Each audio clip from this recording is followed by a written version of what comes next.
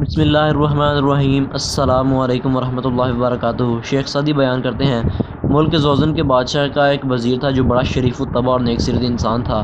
وہ لوگوں کے روبرو ان کی عزت و تکریم اور ان کے پیٹھ پیچھے ان کی غیر موجودگی میں ان کا ذکر اچھے الفاظ سے کرتا۔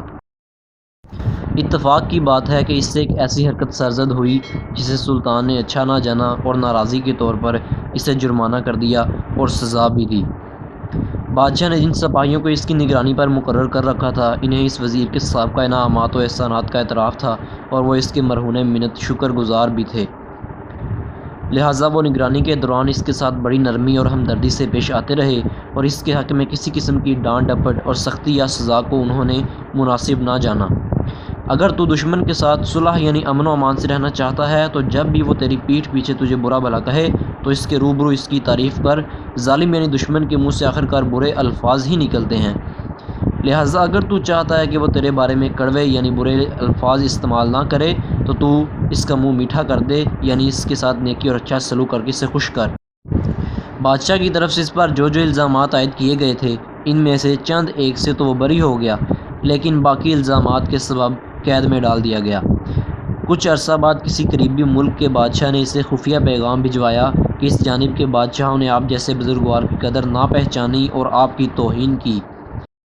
اگر فلاں یعنی آپ کہ خدا اس کی رہائی بہتر طور پر کرے کہ گراں قدر رائے ہماری طرف توجہ فرمائے تو اس کی خاطر داری اور دل جوئی کے لیے پوری کوشش بروائے کار لائی جائے گی۔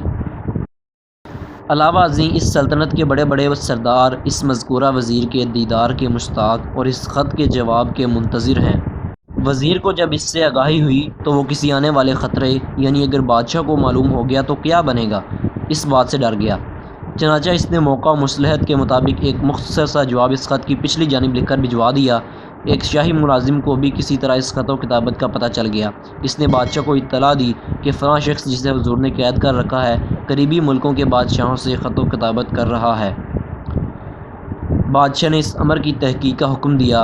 شاہی کارندے مذکورہ خط لے جانے والے قاصد کو پکڑ لائے۔ جب خط کھولا گیا تو اس میں لکھا تھا کہ ہمارے بارے میں آپ بزرگوں کا حسن ظن ہماری فضیلت سے زیادہ ہے، یعنی جتنا صاحب فضل آپ مجھے سمجھ رہے ہیں میں اتنا نہیں ہوں، اور یہ جو آپ نے اس ناچیز کو شرف قبولیت بخشا ہے تو اسے قبول کرنا میرے لیے ممکن نہیں، اس لیے کہ میں اس خاندان کا نمک خوار ہوں اور ذرا سی رنجش و بدگمانی کے سبب اپنے آقا سے غداری نہیں کر سکتا۔